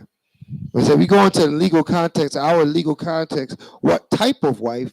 She would be a concubine wife, right? But she would be a wife nonetheless. All right? All right. Let's read. Verse 4. And he went in unto Hagar, and she conceived. And when she saw that she had conceived, her mistress was despised in her eyes. Right. So now, so immediately when she conceived, there was beef. All right? Because now what comes up now? A jealousy spirit. Okay, read on. Verse 5. And Sarai said unto Abram, My wrong be upon thee. I have given my maid into thy bosom. Right. And when she saw that she had conceived, I was despised in her eyes. The Most High judge between me and thee. Right. So Hagar started acting funny towards Sarai. All the time she was her servant, humble to her, loving to her and everything.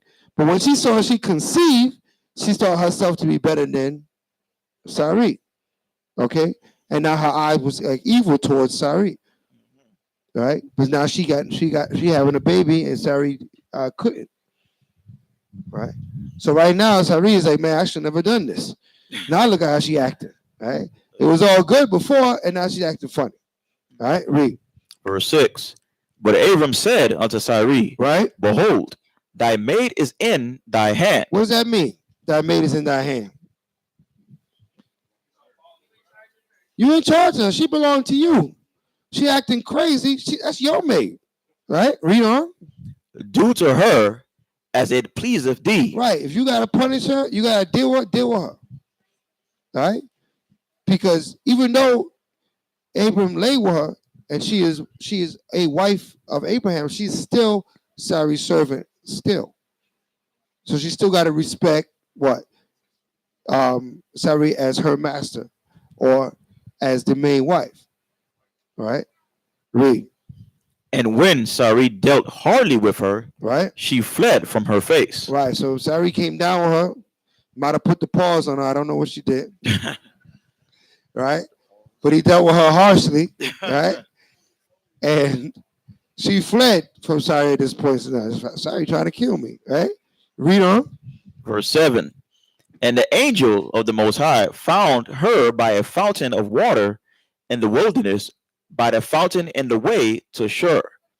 And he said, Hagar, Sarai's maid, whence camest thou, and whither wilt thou go? And she said, I flee from the face of my mistress Sarai. Right. And the angel of the Most High said unto her, Return to thy mistress, and submit thyself under her hands. Right. Submit thyself under her hands. Right. Go back home. Whatever she do to you, you got to take it because you can't go nowhere. All right. Most High instructed her to go back home. All right. Read. Verse 10. And the angel of the Most High said unto her, I will multiply thy seed exceedingly, that it shall not be numbered for multitude. Right. So what? He blessed Hagar's seed too. And say, your seed, you have a great seed that's going to come out of you too. And it's going to be multiplied without number. You're going to be a great people on the earth. So that show you that what? Hagar's son is going to be the progenitor of a great nation also. Read on. Verse 11. And the angel of the Most High said unto her, Behold, thou art with child, and shalt bear a son, right? And shall call his name Ishmael, right? Because the Most High have heard thy affliction. Because the Most High has heard that affliction. So now Ishmael, who's Ishmael today? That's right. All right, the wild man. Okay.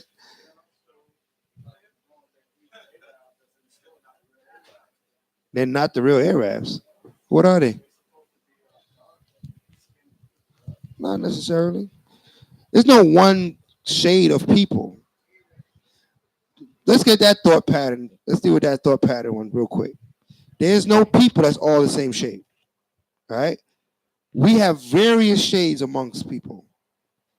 Lineage is who you are. All right? There's certain characteristics about certain people, but they come in many different shades anyway. So the fact that, the Arabs we see in these stores, they're Arabs, right? Right? But they might be somebody darker than others, lighter than others. These nations mix. All type of things happen in the flesh. But they still are of the children of Ishmael. All right? You're going to tell us by their, more so than their skin complexion, by their spirit. Right? How they act. You're going to be able to tell what they are. Okay? By their actions, you're going to be able to tell what they are. Right? Because you can't run from certain things. Certain things you can mix. Your flesh can mix. But you're going to be a certain way when you're a certain people. All right? So you can't get totally wrapped up in their complexion. You know what I mean? You going to say something, Eska? Okay. All right. Let's read. The book of Genesis, chapter 16, verse 12. And he will be a wild man. His hand will be against every man, right? And every man's hand against him. So now, is that not the Arab man? Isn't his hand against every man? Who's all over the place blowing this up, blowing that up, blowing this up, blowing that up? Got a war over here. They in this mountain with the guns. They in that mountain. You got the Taliban. You got the ISIS. You got the what's the other one? Al Qaeda. You got. I mean, they've been doing this for so long. These are before these names. They've been doing this from Abu Nasser. You can go historically. They've been warring. A warriors people. Everybody hand against theirs, they hands against everybody. Right? They ain't scared. They'll throw a rock at a tank. Right? So show you that their mentality. That's how you look at it. That's how you know where they are. Right? Because you see where they at, what they doing. Moshe.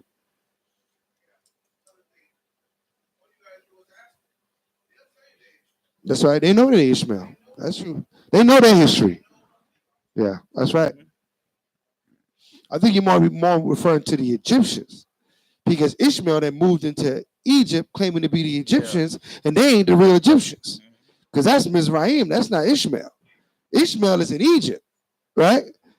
Claiming to be the Egyptian and trying to paint their pictures as the old pharaohs and things of past. You would never look like y'all. The Egyptians look like us. That's why we had in common. We had a similar visage than the children of Israel. So that's what one of the identity thefts that's going on the earth, right? We got Esau in our land claiming to be us. We got Ishmael in Egypt claiming to be them, right? But you can clearly see that that's not them, right? Moshe.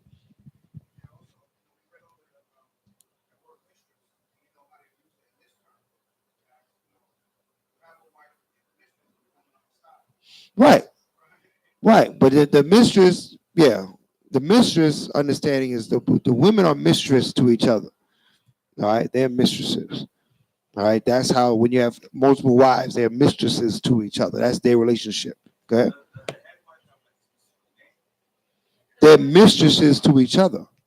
They're both wives, but they're mistresses to each other. All right, so they both, depending who's talking to who, can have the name mistress.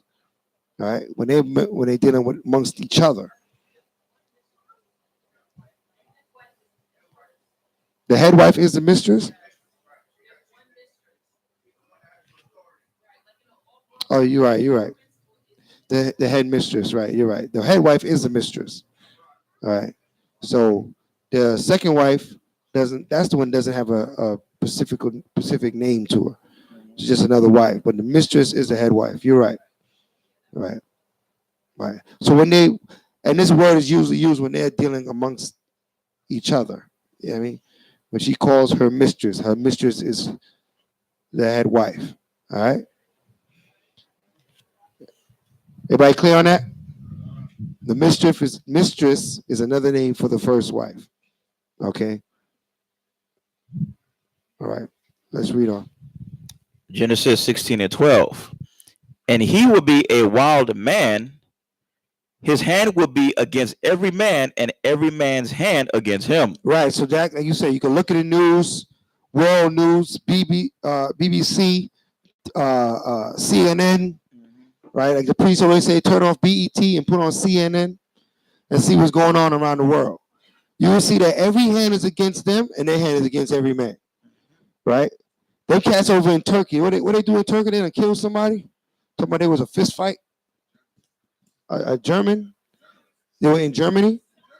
Journalists. Okay, journalists. I heard it in passing. I didn't get to hear the whole story. Right. But the man went in there and never come back out. Talking about there was a fist fight that led to his death.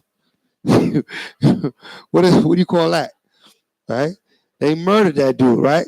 Why did they murder him? Because I understand he was a journalist that was speaking up against the Syrian government, right?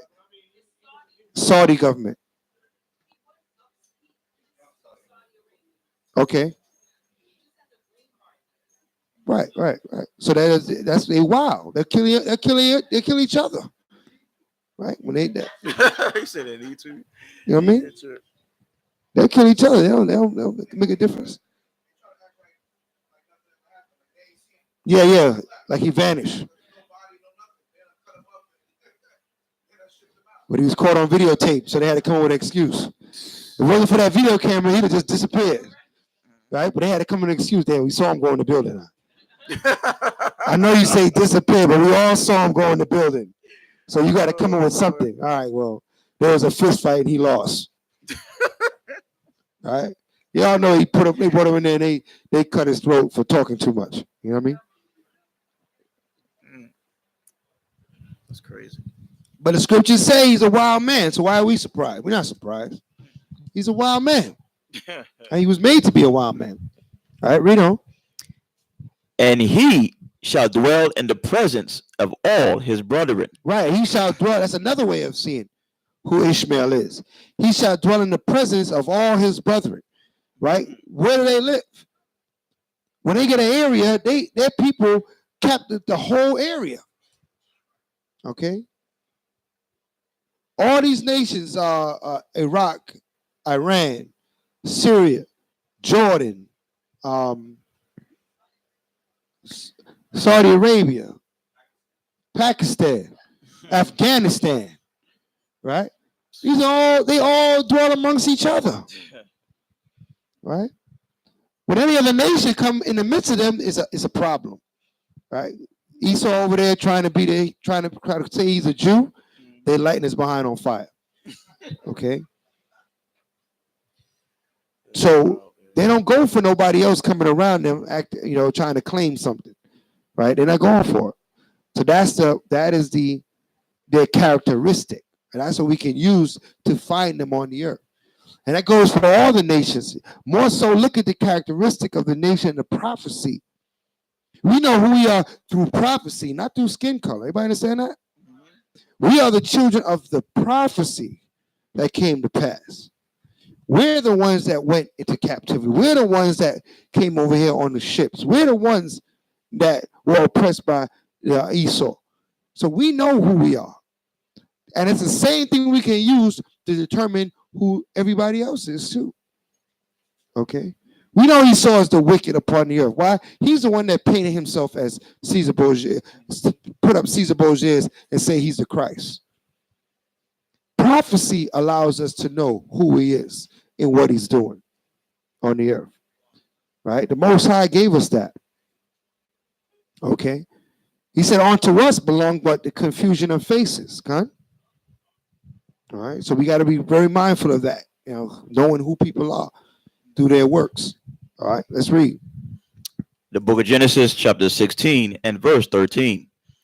And she called the name of the Most High that spake unto her, Thou power seest me. Mm-hmm. For she said, Have I also here looked after him that seeth me? Wherefore the well was called Be'er Lahai Roi. Behold, it is between Kadesh and Bered. Right. And Hagar bare Abram a son, and Abram called his son's name, which Hagar bare Ishmael. Ishmael, right? Come on. And Abram was 86 old when Hagar bare Ishmael to Abram. So how old was he? He was 86 when he finally had his first son, Abram, 86 years old. Very important that you understand that. You keep that age in your notes, because it's going to make sense as we read on and be able to determine certain things in the prophecies to come. All right, so we're about to enter into the 17th chapter. Should I do the 17th chapter before the break or after the break?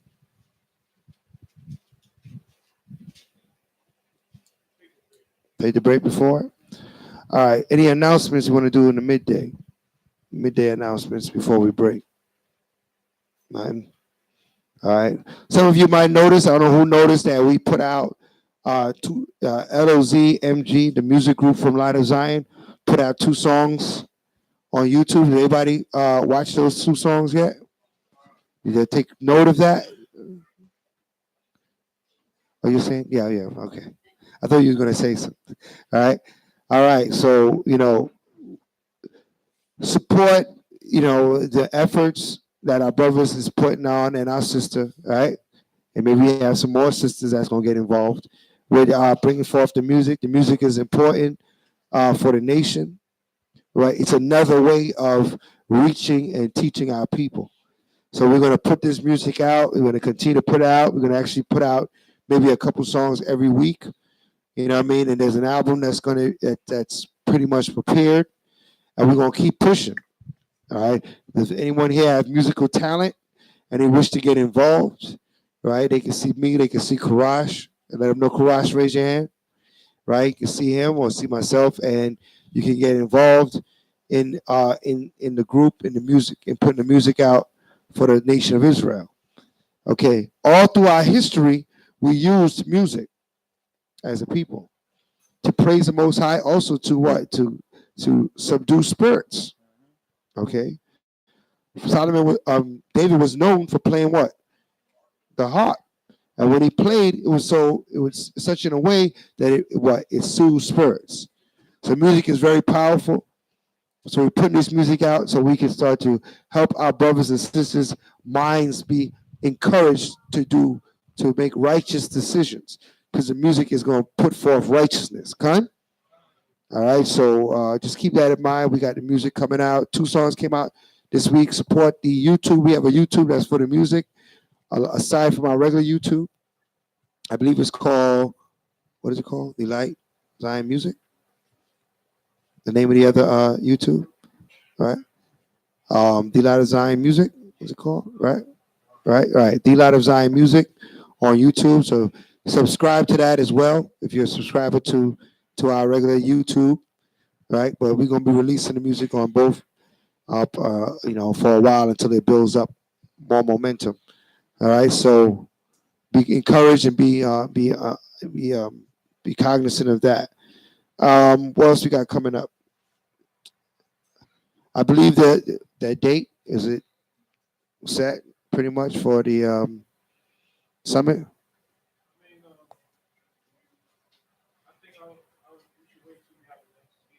Okay. All right. Well, summit's coming up in January. Hebrew Summit. So those of you interested in taking part and want to go there, let myself or Kahan know, that you want to go to the summit, so we could try to roll as a unit.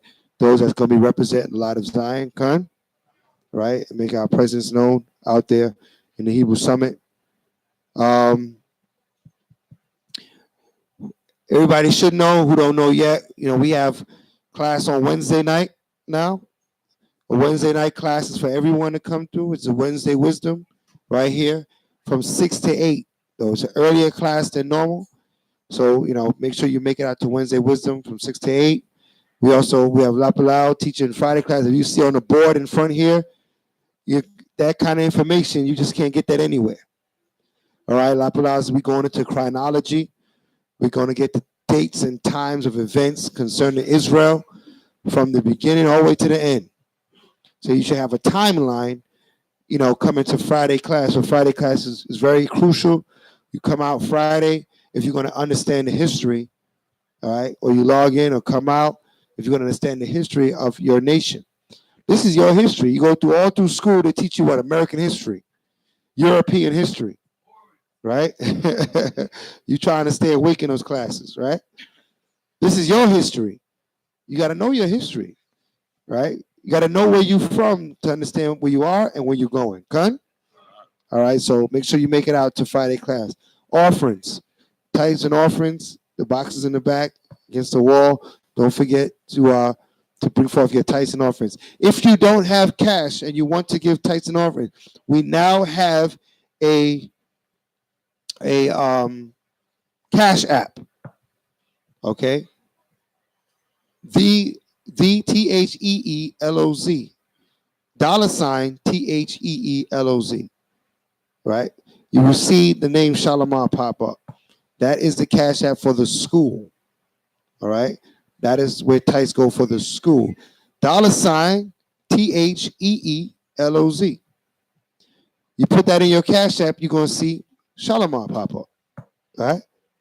That cash app will be used to funnel money to a account for the school.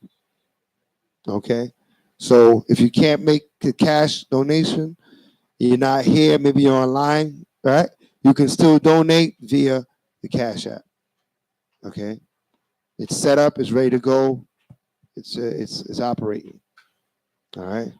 Um, anything else on the? That's it for now. We're going to take the break, about a half an hour or so, and then we'll continue in chapter 17 of the portion. Hallelujah. Hallelujah. All right, shalom.